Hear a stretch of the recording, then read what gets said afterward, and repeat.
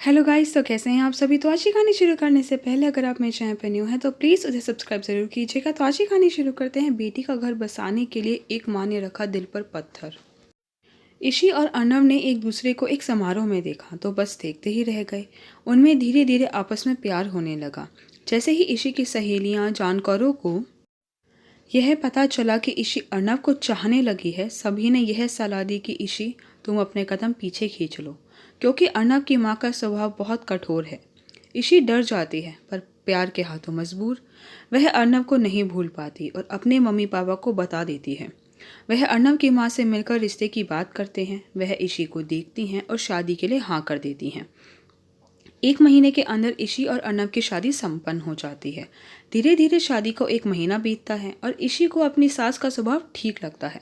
पर एक दिन उसकी ननद तृप्ति आती है तो अपनी बेटी के साथ जो वह व्यवहार करती हैं वह देखकर ईशी के मन में डर समाने लगा था। उसकी सास उसे हिलने भी नहीं देती, सारा काम तृप्ति से करवाती।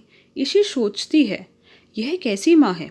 मायके में तो कोई अपनी बेटी को एक तिनका भी नहीं उठाने देता और यह सारा काम का बोझ उस पर डाले जा रही है। काम वाली भी छुट्टी पर गई है और जब मैं मदद करने के लिए उठती तो मुझे भी मना कर देती हैं। एक दिन सुबह का समय था। ईशी की आंखें नींद के बोझ से दबी जा रही थी कि तभी सास की आवाज़ उसके कानों में पड़ी, तृप्ति, अब उठ भी जा, पानी आ गया, आज धोने के लिए बहुत कपड़े हैं, पानी चला गया तो रह जाएंगे। सास की आवाज़ सुनते ही ईशी एकदम से उठ गई। जैसे ही ईशी ने दरवाज़ा खोला तो सामने सास आ गई और बोली, ईशी, तुम अपने कमरे में वापस जाओ, जब तक मैं ना कहूँ बाहर मत आना। पर मम्मी जी, वह दीदी इतना सारा काम अकेले कैसे करेंगी, दोनों साथ में मिलकर सारा काम कर लेंगी। तो सासू माँ बोली, जितना तुमसे कहा जाए उतना करो। इसके बाद वह तृप्ति के पास जाकर उसे उठाती हैं और कहती हैं, तुम्हें सुनाई नहीं दे रहा है क्या, पानी चला गया तो सारा काम रह जाएगा। इसी कमरे में बैठी सासू माँ के व्यवहार के बारे में सोचती रहती है। सुबह जब सबका नाश्ता हो जाता है तो सासू माँ ईशी को लेकर बाहर घूमने चली जाती है और तृप्ति को इतना काम बता देती है कि उसे एक पल भी बैठने को ना मिले। एक दिन मेहमान आने वाले थे तो सासू माँ ने तृप्ति को सारा मेन्यू बताया और बोली, मैं ईशी को लेकर गिफ्ट लेने जा रही हूँ, इतने हम आए, सारी तैयारी कर लेना।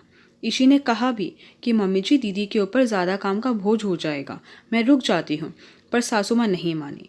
जब तक हम बाजार से गिफ्ट लेकर आए, तृप्ति ने सारी सब्जियाँ जानबूझकर जला दी। तब तो सासू माँ ने उन्हें कुछ भी नहीं कहा। कुछ खाना खुद बनाया और कुछ बाहर से मंगवा कर मेहमानों को खिलाकर विदा किया। पर मेहमानों के जाने के बाद वे तृप्ति पर ऐसी बरसी, अगर किसी को पता न हो तो सोचे कि ये दीदी की सौतेली माँ है। अगले दिन ईशी और अर्नव फिल्म देखने जा रहे थे।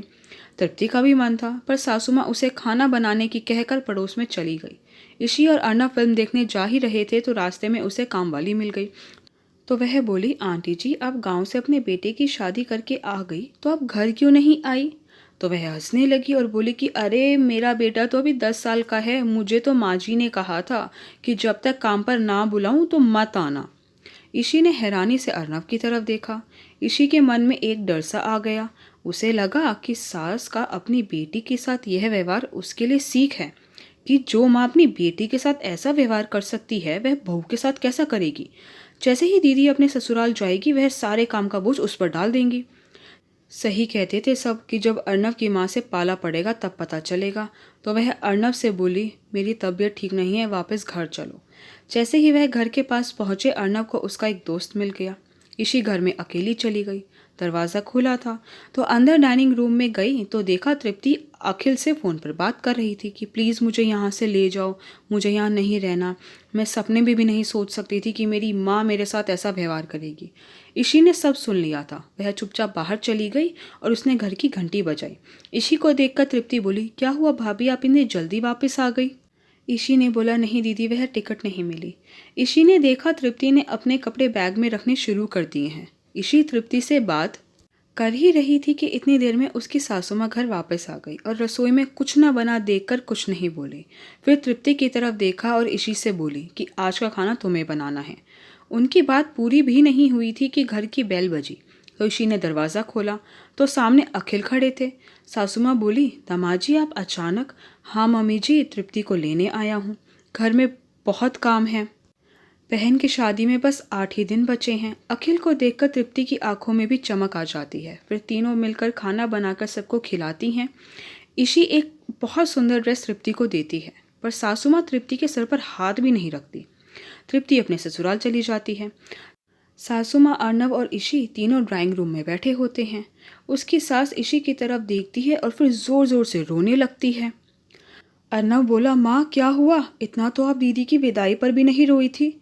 ईशी पानी का ग्लास लेकर आई तो 2 घुट पानी पीने के बाद वह बोली, ईशी, तृप्ति है ना, मुझे अर्नव से भी ज़्यादा प्यारी है। ज़्यादा लाड़ प्यार से वह थोड़ी ज़िद्दी हो गई है।